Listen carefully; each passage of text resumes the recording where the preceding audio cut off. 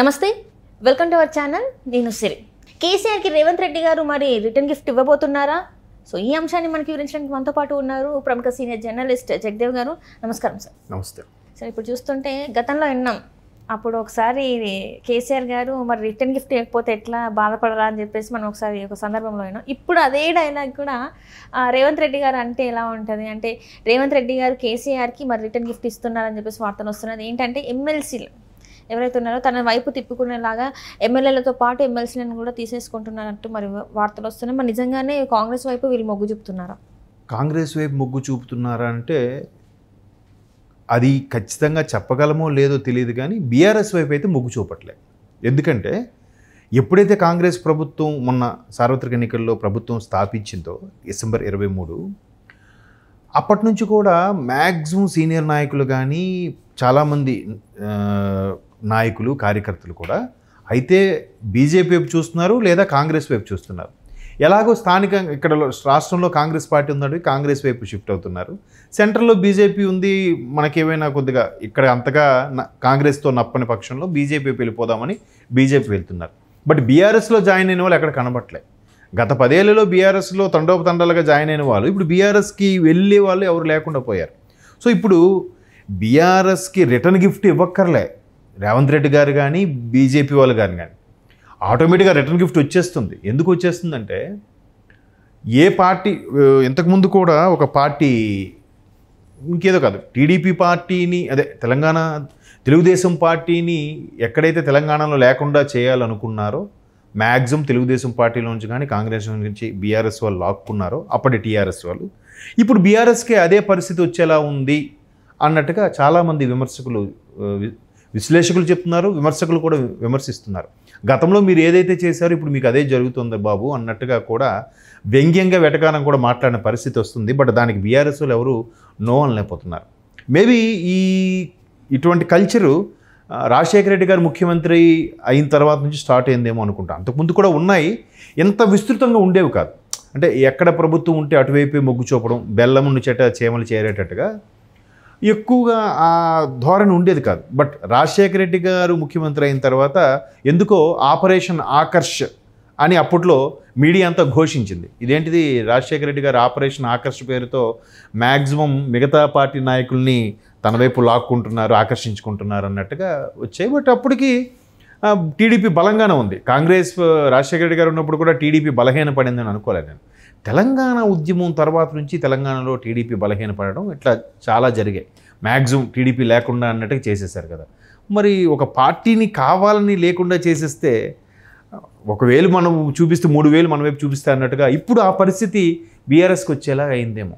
వాళ్ళంతటా వీళ్ళు ఏం చేయకుండా ఆ పార్టీ మటుకు ఆ పార్టీ ఎత్తిపోయింది అనుకోండి, ప్రాబ్లం ఉండదు. కానీ కావాలని పట్టుపట్టి పార్టీని ఎత్తిపోయేలా చేస్తే మాత్రం ఇది తగులుతుంది ఖచ్చితంగా.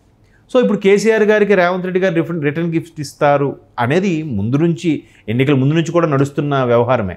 ఆయన ఎన్నికల క్యాన్వాసింగ్కి వెళ్ళినప్పుడు కూడా ఖచ్చితంగా రేవంత్ రెడ్డి గారి రుణం నేను తీర్చుకుంటాను, రిటర్న్ గిఫ్ట్ ఇవ్వాల్సిందే అన్నట్టుగా ఆ అర్థం వచ్చేలాగా కొన్ని సందర్భాల్లో మాట్లాడడం.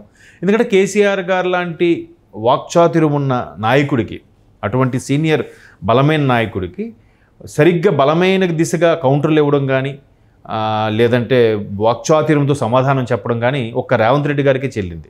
మేబీ అదే అతని ముఖ్యమంత్రి పీట మీద కూర్చోబెట్టిందేమో నా అభిప్రాయం. ఎందుకంటే ఒక 1 yearలోనే ఒక విజృంభణలాగా వచ్చేసి కాంగ్రెస్ గవర్నమెంట్ ఫామ్ చేసింది.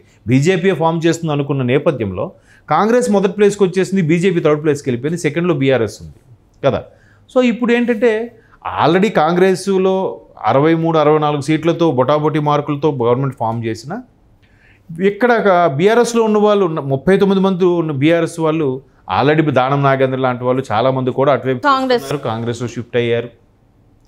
సో బలంగా వాళ్ళ మీద చర్యలు తీసుకుందామా లేదా వాళ్ళు అడ్డుకట్టు చెప్దామా అనేది బీఆర్ఎస్ డైలమాలో పడుతుంది. మరోవైపు కాస్త వేచి దూరండి ఆగండి అన్నట్టుగా చెప్పే ప్రయత్నం కూడా ఇప్పుడు బుజ్జగించే ప్రయత్నం చేస్తుంది బీఆర్ఎస్లో ప్రజెంట్ ఉన్న నాయకులకి. ఎందుకంటే రేవంత్ రెడ్డి గారు కాంగ్రెస్ గవర్నమెంట్ ఫామ్ అయ్యాక కూడా ఇది ఎన్నాళ్ళు ఉంటుంది, 6 నెలల్లో ఎత్తిపోతుంది, మళ్ళీ మనమే ఫామ్లోకి వస్తాము అనే రకరకాల స్టేట్మెంట్లు ఇచ్చిన నేపథ్యంలో అంటే బీఆర్ఎస్ ఒకవేళ బీజేపీతో పొత్తు కుదుర్చుకొని మరలా గవర్నమెంట్ ఫామ్ చేస్తుందా అని కొంతమంది ఎక్స్పెక్టేషన్స్తో ఆగారేమో, లేదంటే వాళ్ళు కూడా ఆగేవాళ్ళు కాదేమో. సో అట్లాంటి నేపథ్యంలో ఇప్పుడు కాంగ్రెస్ ఏం చేస్తుందంటే ముందు నుంచి కాంగ్రెస్ ఒక 17-18 మంది చూస్తున్నారంట. నెంబర్స్ పేర్లు అనవసరం. ఆల్రెడీ కొంతమంది పర్సనల్గా వెళ్ళి కలవడం, కొంతమంది గుంపుగా వెళ్ళి కలవడం, కొంతమంది అతని పిఏ ద్వారా అపాయింట్మెంట్ అడగడం, ఇట్లా రకరకాలుగా చేస్తున్నారు. బట్ రేవంత్ రెడ్డి గారు కొంతమందికి ఓకే అంటున్నారు, కొంతమందికి అసలు డోర్స్ ఓపెన్ చేయట్లే. ఈవెన్ మల్లారెడ్డి గారు కూడా రేవంత్ రెడ్డి గారిని కలిసి కాంగ్రెస్లోకి వెళ్ళాలి అన్నట్టు కూడా వార్తలు వచ్చాయి కదా, మాజీ మంత్రి ప్రస్తుత ఎమ్మెల్యే గారు. సో అట్లాంటి వ్యక్తులకి అటువంటి చాలామంది వ్యక్తులు ఉన్నారు కాంగ్రెస్లో వెళ్ళడానికి. సో కాంగ్రెస్లోకి వెళ్ళారు. కానీ ఇక్కడ ఏంటంటే ఏదైనా బిల్స్ పాస్ అవ్వాలంటే మన సెంట్రల్లో ఎగువ సభ దిగువ సభ లాగా ఇక్కడ కూడా మండలి ఒకటి ఉంది, అసెంబ్లీ ఒకటి ఉంది. సో ఈ రెండిట్లోనూ మెజారిటీ వస్తేనే బిల్లు పాస్ అవుతాయి అన్నట్టుగా మండలిలో ఆల్రెడీ అదే విద్యావంతుల సభ అది మండలి అంటే, అంతే కదా, అదే పట్టభద్రులది. సో మండలి ఎమ్మెల్సీ ఉంది కాబట్టి అందులో ఎక్కువ మెజార్టీ బీఆర్ఎస్ వాళ్ళకు ఉన్నారు కాబట్టి ఏదైనా వచ్చినా కూడా మేము మండలిలో చెడుగుడు ఆడుకుంటామనే కాన్సెప్ట్లో ఉన్నారు బీఆర్ఎస్ వాళ్ళు. బట్ ఇక్కడ మీరు ఏదైతే బలంగా ఫీల్ అవుతున్నారో ఆ బలాన్ని ముందు గుంజుకుంటాం, మాకు ఎమ్మెల్యేలు అయితే సరిపడా ఉన్నారు, మాకు సంబంధం, మాకు సరిపోతారు మా బిల్ పాస్ చేయడానికి కానీ ఇంక దేనికైనా కానీ. మరి ఎమ్మెల్సీలు కూడా తీసేసుకుంటే వాళ్ళకి ఈజీ అయిపోతుంది కదా.